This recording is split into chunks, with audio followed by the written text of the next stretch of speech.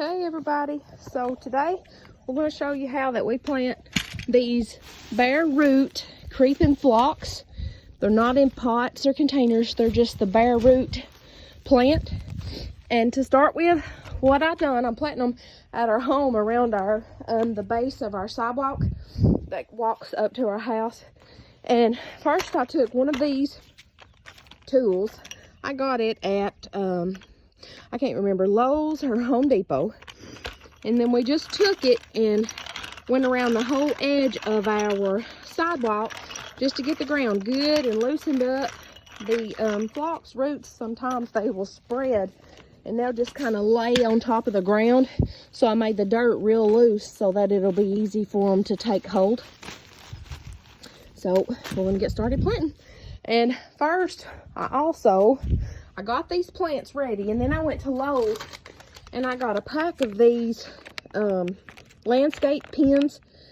These are, I think they're like 3 or 4 inches long. They're pretty long.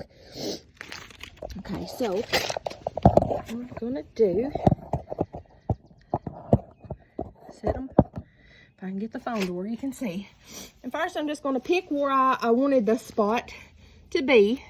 And I'm going to dig a small hole. I'm going to turn the camera off and I'm going to dig a small hole where I want the plant to be. But I'm going to set it here so that I can kind of see the size, how big around I need it.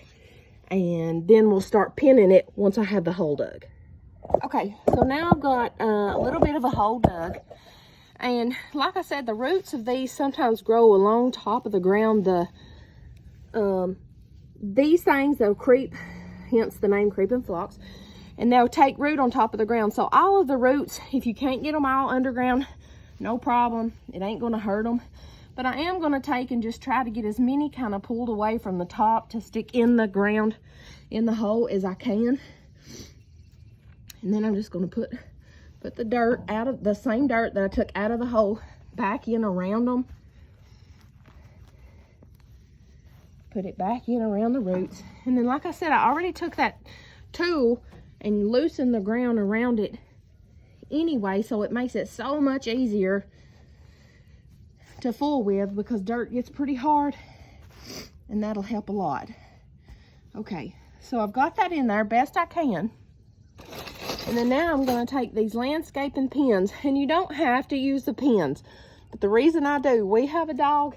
My daddy is my neighbor, and he has 2 or 3 dogs.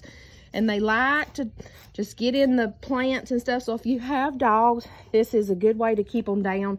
But now I would watch them, because if the dogs do get in it and won't stop, not only are they liable to tear your plant up, but they're liable to get one of these and poke them. So it will help stop them, but I would still be aware to make sure that your dog don't hurt themselves with them. Okay, so I'm just going to put 2 in it and press it. I'm going to press it kind of firm, but not so firm that it smushes the plant completely flat. Okay, so then hopefully that'll keep the dogs from tearing them up.